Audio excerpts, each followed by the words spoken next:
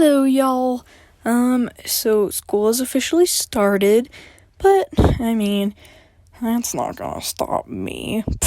I can make these things within, hours. To be honest, I'm getting the hang of it now, so hopefully, you enjoy. So here is Book 1, Part 2, Chapter 2. Chapter 2. Vex and Mitaro ran for as long as they could. Freya and Garashi were the only things they could think about. Raxon left them about 3 hours ago. He had to stay with the skulk. I wonder what Freya was doing when we left, Mitaro said, gasping for breath from running so much. Vex nodded. We'll take a break for water, okay? He said, leaning back on a tree. A moment later, a gray aura swallowed Vex up, and as it faded, Vex was back to normal. Whoa, okay, he said, smiling and shaking his head. Now will take longer, Mitaro sighed, but she found a stream and refreshed herself.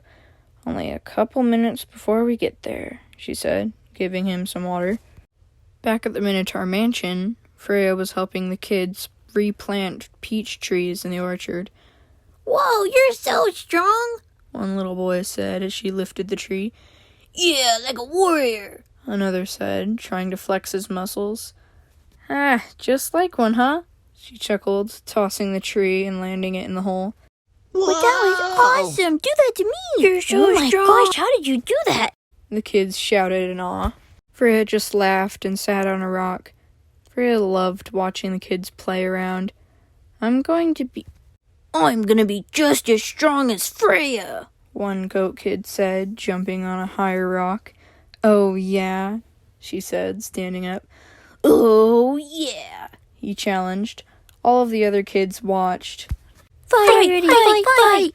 They chanted. Freya playfully growled and jumped up at the kid. She grabbed him and wrestled playfully with him. But then Freya slowly stopped when she saw something familiar coming out of a clearing. She ran as fast as she could. She jumped over the fence and landed in Mitaro, picking her up in a huge hug. Mitaro! She screamed.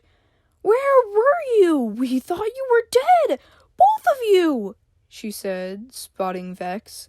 'Cause I know a rock slide couldn't take you down so easily, Freya said, bubbly, setting her down. Vex came up and gave her a hug, too. We just had a friend help us and we got a little distracted, he said. Freya let go of Mitaro. Garashi? She said, her ears drooping. No, he's a new friend, Raxon. Mitaro giggled. That made Freya's ears perk up. Oh, why don't you come telling me inside? She said. She held Mitaro's hand and led them inside. As soon as they got into the mansion, Maychex grabbed Vex. Welcome, young friend, he boomed. Freya smiled. She had everything all back again. Mostly. We are never going to leave, Mitaro said, putting a hand on Freya's shoulder. A month passed, and they still had each other, doing chores, playing with kids, helping in the kitchen. Life couldn't get any better. Until it did. All right, who took my dog brush? Vex shouted. He looked everywhere until he found Mitaro humming a melody and brushing the hair of a little wolf girl. There, braids or bun? She said, smiling at the girl. Ooh, I've always wanted braids, she giggled. Then let's get you some, Mitaro chuckled back. My older sister never really liked doing my hair. If she did, all it was a ponytail, the girl laughed. Vex shook his head and let Mitaro have her moment. He found Freya reading books to a group of kids. Okay, guess today is Kid Day, Vex chuckled. He went to the peach tree grove and sat down on a rock and ate a peach. I'll find something to do, he said to himself. He finished his peach and walked around the trees, but mid-walk he took his fox form. Okay, he said, sitting down again. Arr! A little voice came from behind him. A second later, a Minotaur kid jumped on his neck. Hey! Vex chuckled. Then 3 more jumped out. We will slay the beast, one boy giggled, grabbing out his wooden sword. No, please have mercy, Vex chuckled. He playfully growled and tackled the kids to the ground. Another kid grabbed out a wooden axe and plopped on top of Vex. "Little children do not have a chance to defeat me," Vex said in a playful voice. They all giggled and squirmed around under him. "Okay, we retreat," the biggest one giggled. He let go of the kids and they ran off. "And no one escapes," Vex said, chasing them. "Roar!" he shouted, scooping them up. They climbed onto his back. "Hold on," he said. Then he started running around the trees and out into the field. Freya finished the book and found Vex. The group of kids that were with Freya ran over to play. "Hey, there's another monster to attack. Come get the fox monster," Freya said, stomping her in the crowd of kids, picking up a couple, and then they fell into a tackle pile. They played until the lunch bell rang.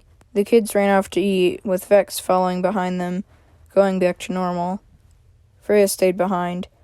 "I've never been so happy," she whispered to herself. She heard something on the other side of the fence, though. The guards found an intruder? She climbed over the fence to see Patchon and a boy. A boy with a raccoon tail? "Hey, stop! Set me down!" he yelled as Patchon grabbed him. "Don't make me call my friends!" he shouted. Freya stopped Patchon. "Hey, who is this guy?" she asked. "Is he trying to get in?" she asked. Patchon snorted. "He was stealing from our peach trees, so I was going to have him reason with Moonfox." Freya found that reasonable. "But maybe we should still settle things more peacefully?" she offered. "Okay, if you insist, Freya," Patchon snorted. "Wait, Freya?" he asked. "I heard about you," he said, slipping out of Patchon's arm. "Yeah, Mataro told me about you," he said, holding his chin. Mataro jumped over the fence next. "Freya, lunchtime, come on," she said, punching her shoulder. "Oh my gosh, Raxon!" she shouted, running to hug him. He hugged her back and smiled. "Your leg is doing good, huh?" he chuckled. "Of course! What brings you here?" she asked, with her tail wagging. "Dury is taking care of the skulk, and I wanted to see you again," he shrugged. Patchon snorted. "Okay, so we'll just let him steal the peach? I don't think it's that big of a deal, to be honest." He grabbed his mace and went back to his position grumpily. Then Raxon joined them for lunch, and hopefully for a while longer. A lot longer. Maychek smiled at Raxon. "So you took care of my cousin, huh? And my friends," he chuckled. "I care a lot about my cousin. Thank you," he said, and took a huge bite of lettuce. "Yes, as well as the skulk, taser, blade, Dury, and so on," Raxon beamed, drinking his soup. Freya enjoyed having another friend join her, but she longed to see Garashi again. And that is all for this chapter. The reason why this one's a little shorter than usual is because the next chapter is a little long, so I didn't really have all of the, I didn't really think I should merge them together. I feel like it would make the story longer and whatnot, so here is chapter 2.